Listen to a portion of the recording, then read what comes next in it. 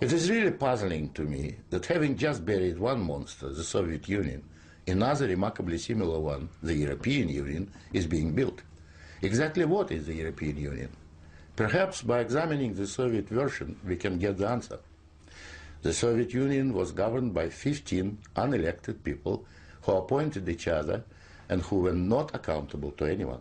The European Union is governed by 24 people who appoint each other, meet in secret, and are not accountable to anyone, and whom we cannot sack. One might say that the EU has an elected parliament. Well, the Soviet Union had a parliament of a sort too, the Supreme Soviet, which just rubber-stamped the Politburo decisions, pretty much like the European Parliament does, where speaking time in the chamber is limited within each group and often amounts to 1 minute per speaker. In the EU, there are hundreds of thousands of bureaucrats with their huge salaries, their staff, servants, bonuses and privileges, their lifelong immunity from prosecution, which is simply shuffled from one position to another, no matter what they do or fail to do. Is this not exactly like the Soviet regime? The Soviet Union was created by coercion and very often with a military occupation. The European Union is being created admittedly not by armed force, but by coercion and economic bullying. In order to continue to exist, the Soviet Union spread itself further and further. The moment it stopped spreading, it started collapsing. And I suspect the same is true of the European Union. We were told that the purpose of the Soviet Union was to create a new historic entity, the Soviet people, and that we must forget our nationalities, our ethnic traditions and customs. The same seems to be true of the European Union. They don't want you to be British or French. They want you all to be a new historic entity, European, to suppress all your national feelings and live as a multinational community.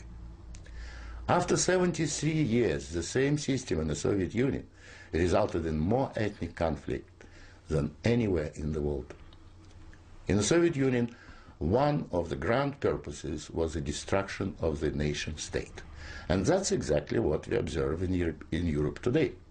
Brussels intends to absorb nation states so that they should cease to exist. Corruption was built into the Soviet system from top down, and so it is in the EU. The same endemic corruption activity that we saw in the old Soviet Union has flourished in the EU. Those who oppose or expose it are silenced or punished. Nothing changes. In the Soviet Union, we had a gulag. I think we have a gulag in the European Union also, an intellectual gulag known as political correctness. When anyone tries to speak their mind on questions of race or gender, or if their views differ from those approved, they will be ostracized. This is the beginning of the gulag, the beginning of your loss of freedom. In the Soviet Union, they told us we needed a federal state to avoid war. In the European Union, they are telling you exactly the same thing. In short, the same ideology underpins both systems. The EU is an old Soviet model presented in Western guise. But again, like the Soviet Union, the European Union has within itself the seeds of its own demise. Unfortunately, when it collapses, and it will leave immense destruction behind, and we will be left with huge economic and ethnic problems. The old Soviet system was incapable of reform, so is the European Union. But there is an alternative to being ruled by those 24 self-appointed officials in Brussels. It is called independence. You don't have to accept what they have planned for you.